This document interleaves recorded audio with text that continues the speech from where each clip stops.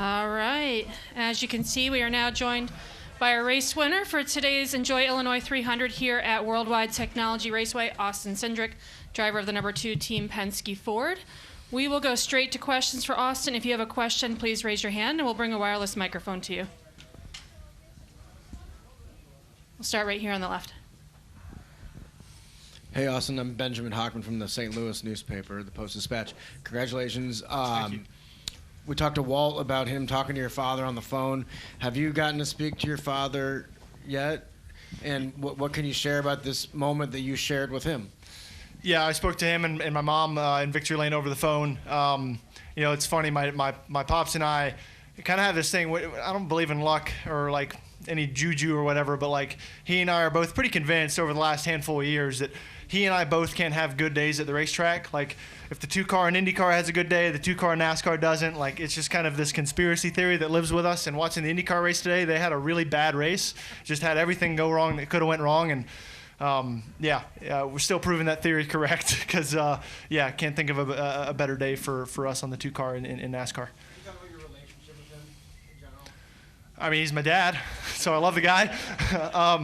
Other than that, I mean, it's probably maybe not the strangest it's ever been, but like, in Xfinity, he could kind of avoid me and just kind of let me and my team do our thing, and he'd, kind of ignore that. Obviously, his role within the team, but he's in all of our meetings now. Our goals are the exact same as far as what makes this team great. So and I can't think of a better leader for our team. I've been able to see it firsthand. The difference that he makes. So proud to be able to watch that grow up around that, and proud to be his son. Going to go over to Dustin and then Bob, and then we'll go in the middle. Dustin Albino, NASCAR.com. Austin, all 3 Penske cars ran in the top 5 for most of the race today. So how important of a day was this for Penske? It was super critical for us. I mean, obviously, there's been, RFK's definitely showed some speed from the Ford side and been able to prove, hey, we can run up front and win in this package. And, there's a lot of conversation about different OEMs and this and that. And, that's definitely something we look at as a race team to try and improve and get better. And, running, barely being able to run top 10 with 1 car at Charlotte after winning the year before. And Joey and I, best we could do is 14th and 20th. That's last week. That's the last thing that's in our head. And, some of those things, you're easy to get down on, but, this team has an incredible ability to be consistent, whether if it's at the Indy 500 or this weekend at Gateway, having incredibly consistent pace between all of our cars. All through the get-go, and we've had like super speedways have been that way for us this year, and I've left every single one of those feeling guilty because we haven't won. I thought I had a shot to win Daytona, thought I had a shot to win Atlanta, thought I had a shot to win Talladega, and we didn't win any of them with arguably the fastest cars. And going into the race today, I went to bed last night knowing that I'd be really, really disappointed if one of us didn't win, I was just happy that we were in position there when the 12 car ran out, and to bring home a win because this team deserves it. I can't wait to see everybody back at the shop, and everyone's been super supportive in believing in me through good days and bad days, and I can't think of a better place to work. And it looks like that's a horseshoe there. What's up with the horseshoe? It's a race fan. I guess he gives them to the winners every year. I guess Joey has one, so I have one now because I won today. So that's cool. It's kind of little things like that, I guess you keep and hang on to after race wins. I didn't even. I was like driving by on the golf cart when he gave it to me, so I don't really know the story behind it, but it kind of makes sense, right? Thank you. I'm gonna go to Bob. Bob Parker's Fox Sports. I have 2. The first, obviously, Bell had his engine issue. Blaney has his fuel issue. Did you have any issues? Were there any sounds or anything where you're like, oh, I'm gonna break too? Bob, I didn't even know we were close on fuel. So, like, I was kind of shocked. Like, if I'm being honest, maybe you guys didn't know we were close on fuel either. But either way, crazy to think that probably the 2 best cars at the end of that race both had an issue, and the 3rd place car wins the race. That's the way I see it. It's not like I went out there and took the lead away, but we were in position, and it's one of our best executed races so far this year with probably our best speed we've shown this year. So proud to be able to do that, and there's definitely still a bit of that shock factor left over for me. I think Blaney didn't know he was short on fuel either. So yeah, no, I'm honestly like heartbroken for those guys, and I know it might sound like cliche to say that, but I really do feel that way. Like those guys are championship contenders, and a win, 5 playoff points goes a really long way for those guys, and we've got an important summer coming up for our group to be able to put ourselves on that level every week. And I'm wondering what's motivating you right now. Is it like I'm in third year Cup, I gotta win because it's now time, or I mean, heck, you have the 4 SHR drivers who are now all looking for work. Did you feel anything like, man, I gotta win, or else somebody else is gonna take my ride? Well, I think there's two avenues I could take on that. I'll take you down both of them. One of which is I'm a very internally motivated person. I don't like this isn't fun if I'm not winning. So as you can imagine, it's not been very fun for a little while, and that's the standard I hold. And I don't want to find myself in a position to be okay with 10th and be okay like, hey, I finished in the top 10. That's an awesome day. No, that's 10th. Like that's good. It's a step forward, but it's not where I want to be. It's not the level in which I prepare. It's not the level in which my team expects to perform. That to dovetail into the next avenue, that's not good enough to race and drive at Team Penske, and I know that. Like no one has to tell me that. There's no meeting that has to be set in place, and I take that very personally. The opportunity that I have, to be able to go win at the highest level, and it's the intensity that I carry every day when I wake up and go to the race shop. I cut out every other distraction in my life, good, bad, or indifferent. If that makes me a horribly rounded person, which it does in a lot of ways, all I care about is what I do in between the walls of a racetrack. I'm going to go right up here in the front. Austin, Brad Harris from FrontStretch.com. You talked about the super speedways earlier. You got to win at Daytona. How much of a validation do you feel like it's the win on a track that's totally different from a restrictor plate? Well, they're going to tell me it's because it's like a road course. You know that, right? Of course. So I went through the same thing in Xfinity, right? You went on a road course, and you got to win on an oval, and then you got to win on a short track, and then at some point they just got to accept the fact that you're going to be good every week. So I'm not saying that that's where I'm at. I've just lived this before, but either way, I'm at the point where I don't really care what type of racetrack it is. I feel like our speedway programs are awesome, and opportunities for us to win every time. And this racetrack has been that way for us the last 3 years. So going into it knowing that it could be an opportunity race for us, and just proud to be there in the moment and execute like a top level team should. We're going to go to Cole and then work our way up in the middle. Cole Cusimano, Kicking the Tires. I got 2 for you. First, just real quick, I'm curious if you got the chance to speak with Ryan, and if so, what those conversations were like following the race. Yeah, Ryan came by and saw me in victory lane and congratulated me and my team, and it just shows the professional that he is. I mean, he was happy for us for probably as much as he could be. I'd be heartbroken if I'm sure he is, and I feel really bad for him. So I'm just proud to have teammates like that really care about the effort that we put forth, and we race side by side a lot of the day, and it's a good day for me when I'm able to keep up with that 12 car. He does an awesome job every week.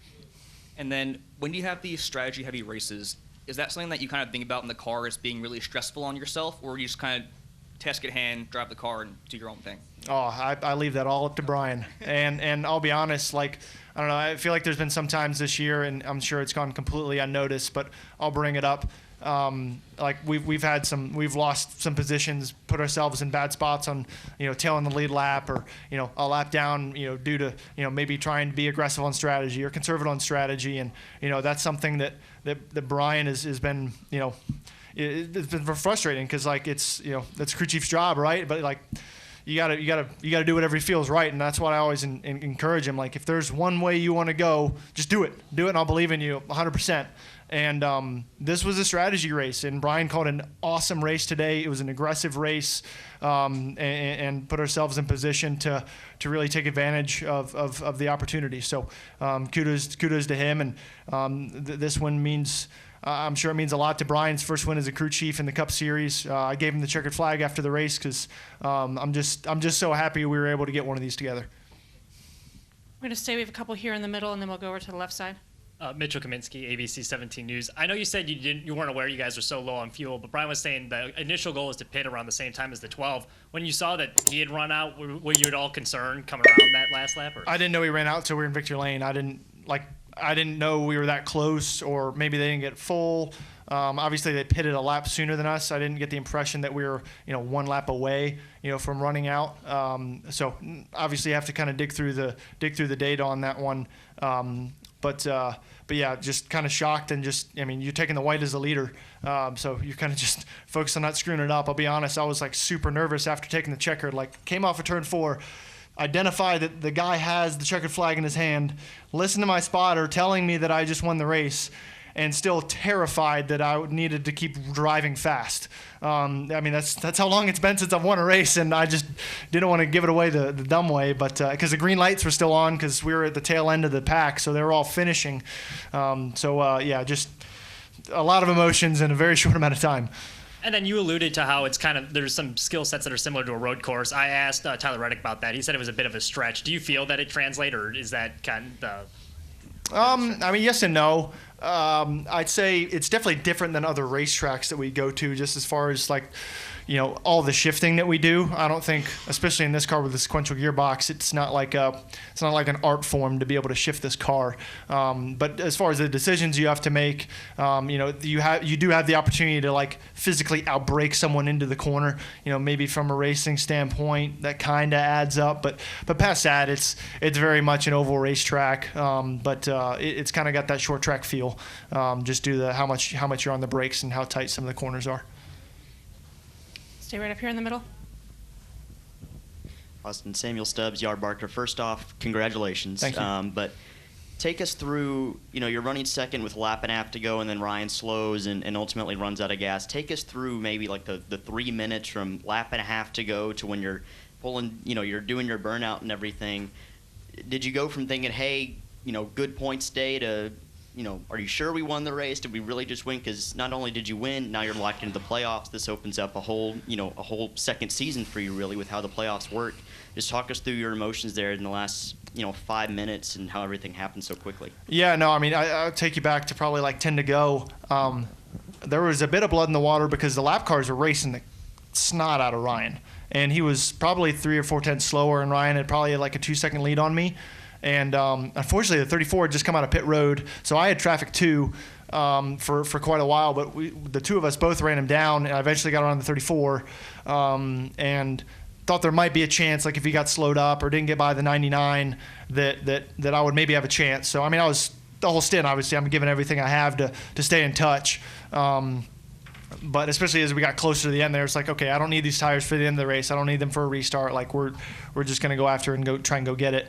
And then I saw him slow into 3, and my spotter picked up on it in the middle of 3 and 4, and I thought, okay, maybe there's that 4 to 5 upshift into 3. Maybe he didn't get the upshift right or something. That's the only thing I could figure that would have made him that slow. But obviously they had their issues. I don't need to really relive that because you're passing them on the front straightaway, taking their white, knowing exactly what that means, for them. And at that point, yeah, it's just focus on hitting your marks and win the race. And just being able to do a burnout and get out and do victory lane celebrations and all of it is it was my first time all over again. It's been so long. So even just standing up on the roof of my car, I hadn't I about fell over and in victory lane, just big tree fall hard on that deal. So I can't make the highlight reel on that. So just an incredible range of emotions in a short amount of time.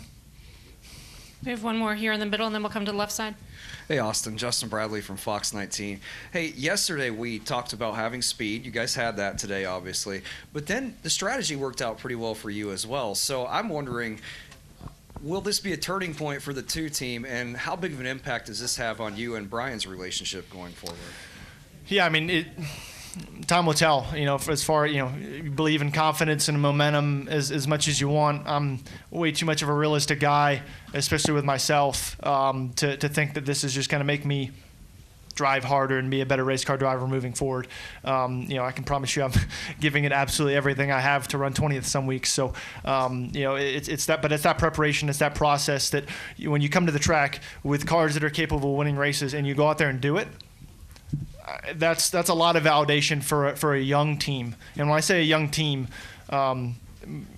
pretty pretty much from the top down, guys in new roles or within 1 or 2 years in the Cup Series. And these are guys that have been with me for a long time. When we did team swap, crew chief swap at the end of the year last year, I think there's a lot of somewhat of a brotherhood culture when you do that, and you kind of just have to lean on each other with the challenges of not having the experience and having two teams that are put together that won 2 championships the last 2 years. So we have 2 great baselines for our group, but I think it's just validation in the process.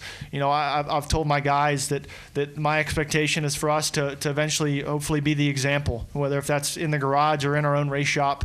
And they all do an incredible job and are an incredibly positive group of people with no egos. And I'm just really proud because I think there's a lot of people on that team that are, directly responsible for me being able to race in the Cup Series and making it to this level. So to win a Cup race with Brian is really special for the 2 of us. Go here to the left. I'm good.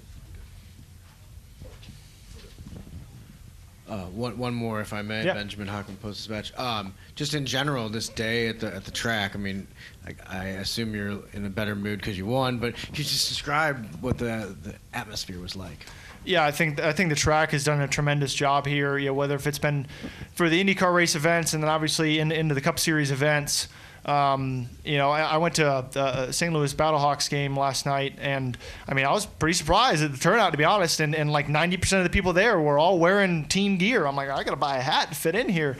And it shows that there's a passion for sports in this place, and the facility is always super clean, and they're always trying to do kind of innovative new things, and the teams and the drivers notice that. I'd say my only constructive criticism is maybe more bathrooms in the garage area, but past that, these guys have been knocking it out of the park every year, and I think every team and driver does look forward to this event because of that.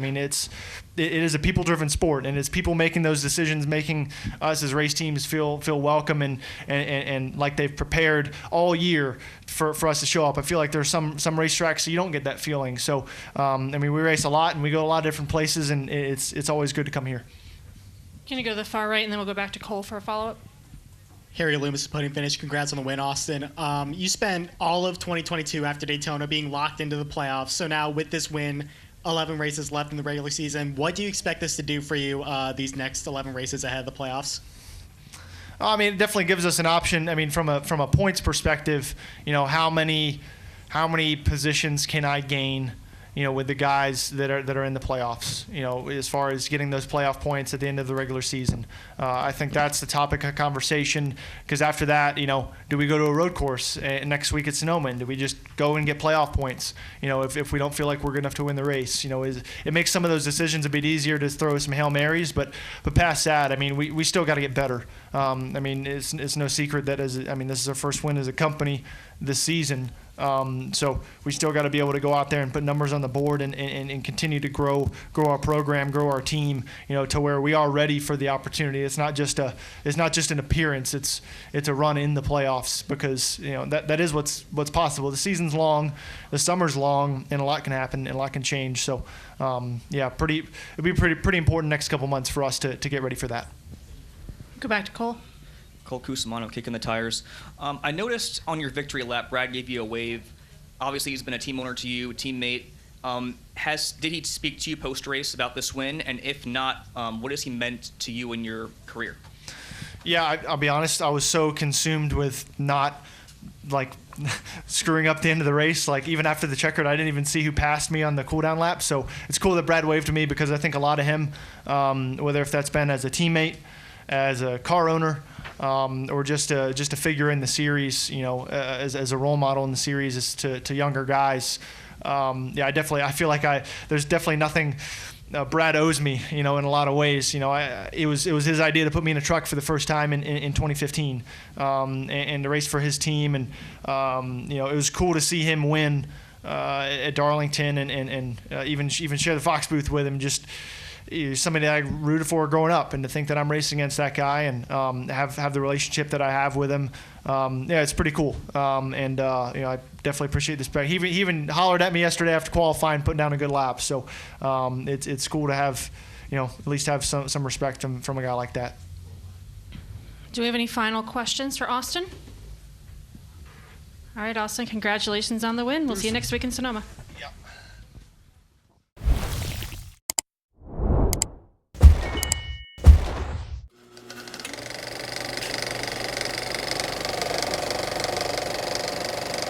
right. There's the checkered flag. Great job, driver.